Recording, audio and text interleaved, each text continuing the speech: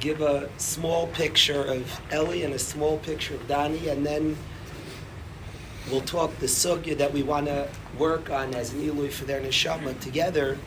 And then I want to thank the Rosh Hashiva for being here. The Hashiva as well will speak about Reb David Beitler, and we'll talk about and show a small slide and talk about Reb David. To give a small picture of Ellie, everybody knows at the end of the year in the yeshiva, so we have beautiful Siyumim. And the Siyumim are from the most powerful experience in many of our lives. Those Siyumim, they're celebrating a person's accomplishments.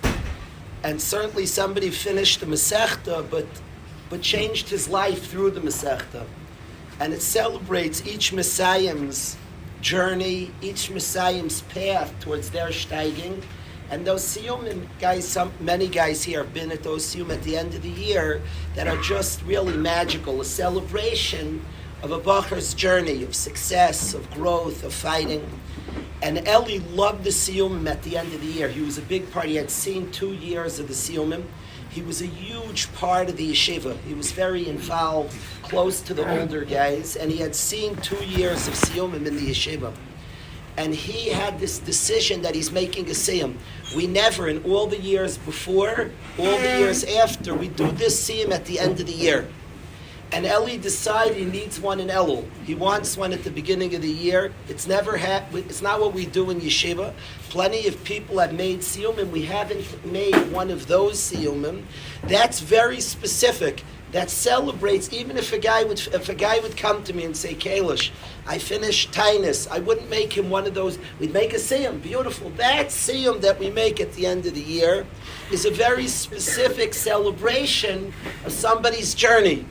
And we celebrate, and the friends speak about him, and the songs the guys compose about him, and we make a very specific Siyum at the end of the year, celebrating this particular Bacher's journey and success. The parents travel from long distance to come to the Siyum, and Ellie decides he needs such a Siyum in Elul. And he worked very hard over the summer, finished the Mesivta, and it just felt like the right thing to do. I do know why today. At the time, I didn't know why we were doing it. And in Elul, we had the only time. We'd never done it before. We'd never done it since. We did that Siyum in Elul. His father was Nifter this year at Mati. And his father was a very honest person. His father didn't exaggerate. His father said it was the happiest day of his life. The happiest day of his life. There are people here who were at that incredible Siyum. There was a picture from one of the last picture of this footage of Ellie had him at the stender at that Siyum. And at the time we didn't know why, but that was obviously amazing. Ashkachi, he was nifter a few weeks later, Ellie. And that was a Siyum he made. At the Siyumim for 2 years, he had always been front and center, dancing, jumping around, excited for the Messiah. And then he made his own Siyum. He was extremely close to Rabbi Russ. He was somebody, a very, very grown person, extremely part of the Minyanim. He loved the Minyanim of the yeshiva. He was proud to be a part of the Minyanim of the yeshiva. He joined proudly. He told his father in a dream. His father was, like I said, was an honest person who would be the type who wouldn't believe in this. But he came to his father in a dream, and he said to his father that I come to the minyan. They still let me in Shemayim. I come to the minyan. And he told his father, if you don't believe me, how do you know it's true that I really come to the minyan?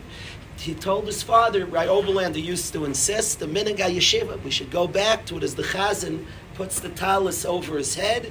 The chazanim, and the father called me up in the morning and said, do chazanim wear talisim over the head in yeshiva? I said, yeah, why are you asking that? He said, because Ellie came to me and told me that. And they said in Shemayim, they let him join the minyan in yeshiva.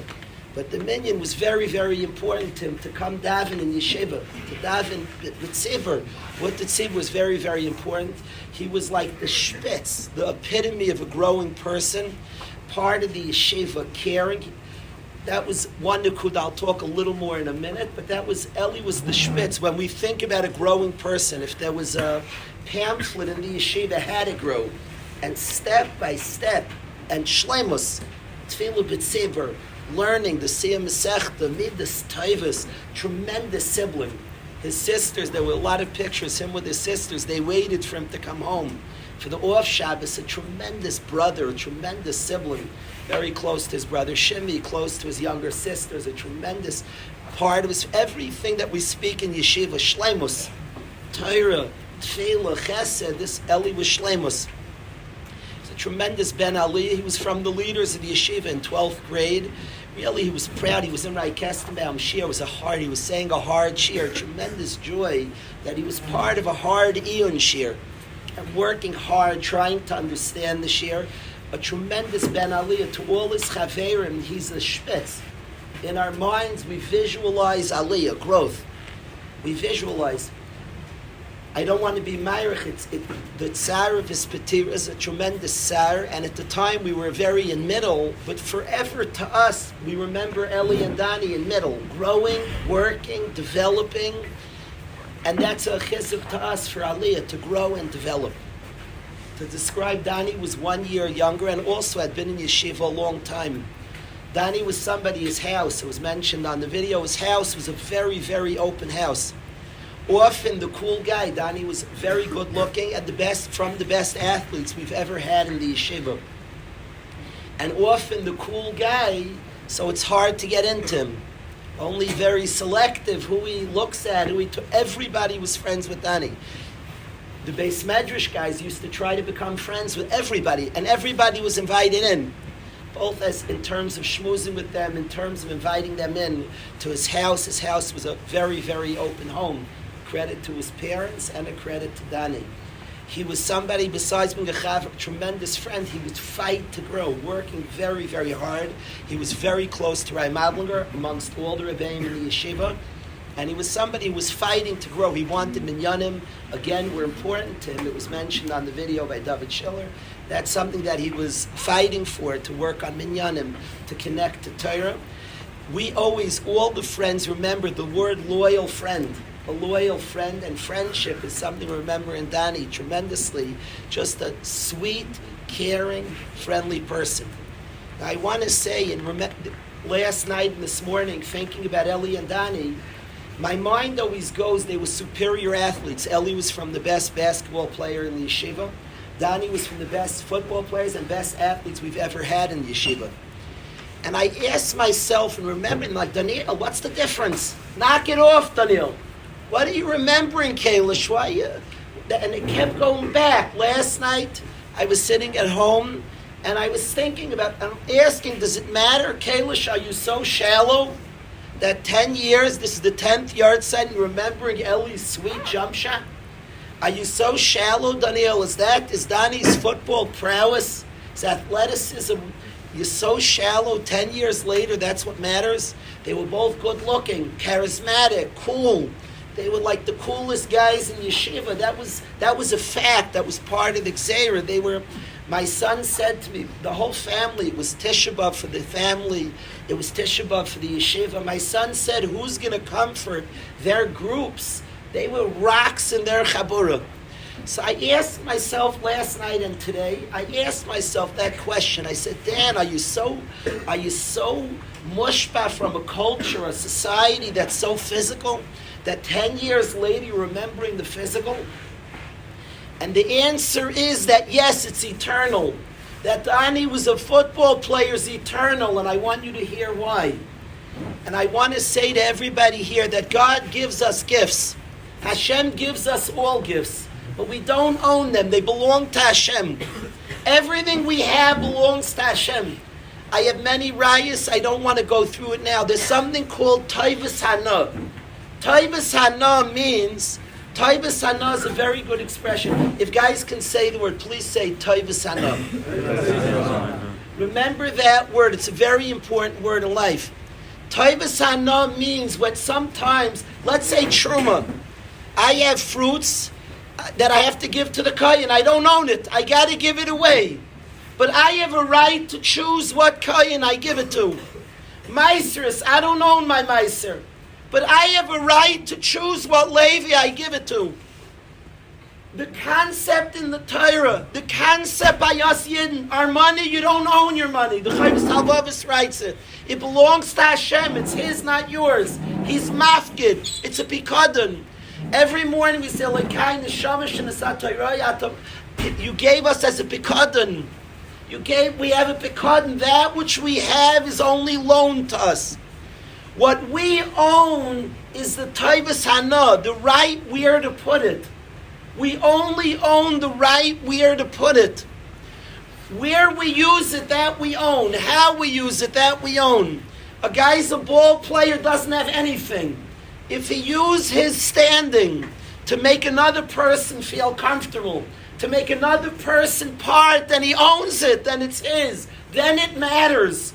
Somebody has good looks, it's not yours. You don't own anything. You know what you own? That if you have good looks in our shallow world, people look up to you. So then you can give a good morning that matters and counts. And then your good looks are eternal. You own it. It's yours. You own it. It's yours. His football, you know why he owned his football? Because he was cool. You know how many people are serving Hashem better because he was cool? You know how many people are happier because he was cool? So then he owns it. So then it's his. So then it's eternal. And then it matters. We have gifts. We all have gifts. We all have gifts. Utilize them. Utilize them to make others happier, to make others better. What we own is taivas hana. We own the right where it goes. I have rayas from a Gemara Baba Kama. I have rayas from Psukim in the Torah. I don't want to be marich. We have a program we want to get to. But we own those where we use it. And Ellie used his gifts to make a better yeshiva. You're in a precious yeshiva because of Ellie. You're in a precious yeshiva because of Dani. They changed the history of the yeshiva. In their lives they impacted, and in their deaths the yeshiva changed. It's never been the same place. It stopped being about an institution. The day they died, a lot of people were born because the institution died with them. There's no such thing called the institution called Waterbury. They're people. There's you, and that's all that exists. They're people. And Dani and Ellie, who we miss tremendously, have never replaced. Nobody's replaced in a school. So you have a school. There are no walls here. They're people. And Dani and Ellie were people who took their gifts and utilized it to the better of others. And I say to everybody, in all our gifts, we all have gifts. Utilize it to make somebody else happier. Utilize it to serve Hashem. What we own is taivas hana. We own the right to say, how am I using the gift? And people squander and waste, and then it's not eternal. They didn't own the gift. They own where they put it, how they use it, what becomes of the gift they own. That is yours. That you have a right to. And where you put it, that's what you have. Invest it nowhere, and we have nothing. Invest it somewhere, and that's ours forever. And the memories that come, memories on the football field, are very precious to me. Dani on the football field is a precious memory, because how many guys are better off today because that guy was good? How many people have better lives? He was mechazik and encouraged and inspired. Ellie was good. How many people gained from his good attributes? So then they're eternally utilize them right.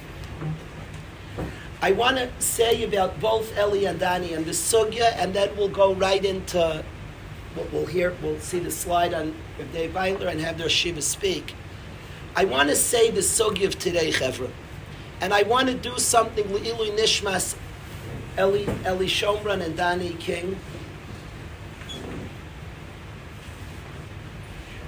I want to talk about friendship. And I want to say to every guy here, we have seen younger guys. And a guy would say his big trauma in life, he went through a certain trauma. A guy described to us last year, he stood up in this holy base medrash, and he spoke to the whole yeshiva. And he described the trauma of his youth, that he went through a horrible relationship. Somebody hurt him and took advantage of him in a horrible way. When he described it, it was like painful for all to hear. But he said that's not the real story. The trauma is not what happened to me. Why was I susceptible to that? Because I was lonely. I looked for it. I was looking and took even an unhealthy relationship because I was alone. In the Torah it says, Lo tov heyos adam levadai. It's not good. Lo tov. for a person to be alone. A person craves companionship, friendship, connection. We're all born, we want relationship and to connect. All of us, every human being, craves friendship and connection. All of us have the most powerful thing we can give in the world to somebody else, friendship. We can give ourselves a smile, a phone call, a conversation, a notice. Both Dani and Ellie were remarkable friends, loyal and deep and close friends who gave friendship.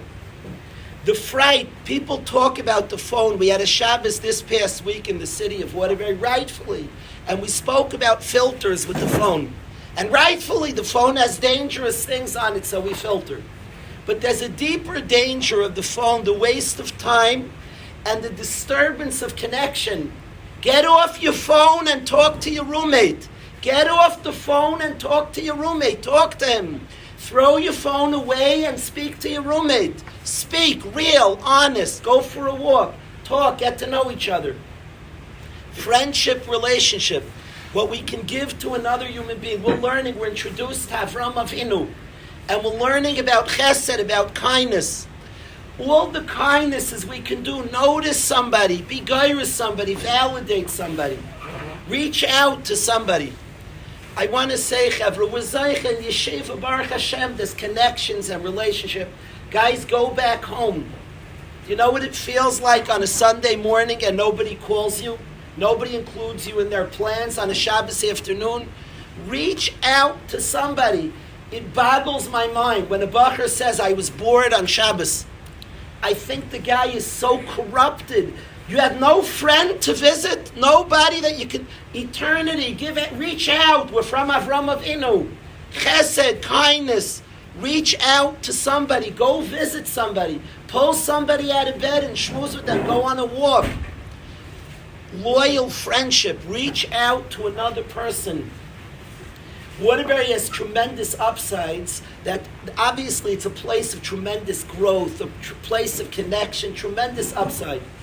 One of the things about an out-of-town yeshiva is guys go home on off Shabbos. When a guy in yeshiva, he has social life. Baruch Hashem, most of us don't sit on our phones all day. We talk, we communicate, we express, we share. So in yeshiva, he has connection. He goes home on an off Shabbos. Is he getting a phone call on Friday? Is somebody telling him Shabbos afternoon, come on over? Is somebody telling him on Sunday? Somebody calling him, let's go someplace together. Let's watch the football game together. Reach out to another person. Connect to another person. Share and connect. Be a chaver tov. Be a good friend. Give relationship. Give connection. Notice somebody. Validate somebody. It's what every human being craves. It's a basic need of a person. Every single person wants it. Loi tov. It's the spitz of badness, of not good, is loneliness and being alone. And I ask every guy, Le'ilui Nishmas, Ellie and Dani, two precious friends, who certainly were outstanding in connection, loyalty, Dani's home, which was always open. I ask every single guy, Le'ilui Nishmasam, to be mechazik, to be a better friend, a more loyal friend, reach out to another person, uplift and validate. We've read the Rambam. Avram Avinu went around and he taught the world Das Hashem. It's fast, and we read the Rambam that he spoke to every single person, Kefi Daitoi. That it means he understood, he came past his own self, he came out of himself to notice a person, to understand the person, to zushtel to another person. And I ask every single person here to come out of our own to stop being self-absorbed and to notice and validate another person. See another person, notice another person, uplift another person. We all want to be godly. We want to be like Hashem. Avram Avinu started a people that are godly. The midah of Hashem is lahachiyos slave nitkayim. To give chayos to people that are down. To give chayos, to lift up, to pick up the next person. Certainly start with our own families. That of course. Reach out to friends, Rabbi say. Reach out and pick up again. Usher Goldman's mother, Chaim, was there, and she described to us what he would feel like when he'd get a phone call. how picked up, how encouraged he would be. Reach out. There's no such thing that you're bored on a Sunday. Call a friend and visit a friend. Pick him up. Notice somebody else who's waiting, who's just waiting for your phone call. Shabbos afternoon, go visit a friend and encourage. Notice him and listen. All you need are ears. You need nothing more but a pair of ears. Notice a person. Listen to what they're saying. Hear and validate another person. The Rabbeinu Shalom is a Mitzius. Hashem, we describe in the beautiful Shabbos mirrors. We say the Mitzius of Hashem, when we define Hashem, he's Mashbil Geim u'Magbi Ashvalim. He lifts up the downtrodden. That's what Hashem is. He's a Zoikev Kefufim. He lifts up those that are kafuf. Let's be godly. Let's pick up the next person. Encourage, notice, energize, bring excitement, bring happiness to the next person. In yeshiva, when we're here also, go to the. There's no such thing as you're bored. There's such precious things. I don't get what world the guy's living in. Go to a dorm. Put yourself out there. Go to the next dorm and introduce yourself and meet another person. Listen to another person. Encourage another person. Give chiyus. Give chizuk to another person. Ellie and Dani forever will be those examples in yeshiva of growing guys, but loyal friends. Deeply loyal friends. It's appropriate. We were thinking, right, Brownson and I spoke about this for a while, that BMS Ellie and Dani's day has always been reserved for Ellie and Dani. And we thought it appropriate today that we're going to talk about Reb David Beitler. And Ellie and Dani created an environment that each person is welcome and wanted and important and has so much to offer. They created such a world. In their life and in their patira, they created such a world. And I felt it appropriate, very appropriate, that on the day we're remembering Ellie and Dani, that Reb David Beitler came to a yeshiva and loved the yeshiva and contributed to a yeshiva and was important and loved in a yeshiva, that appreciated him and he appreciated because of what Ellie and Dani, the type of yeshiva they create. And I felt it appropriate on the day that we're having the Yom Zikaron for Ellie and Dani as well, to have a Yom Zikaron for Reb David Beitler.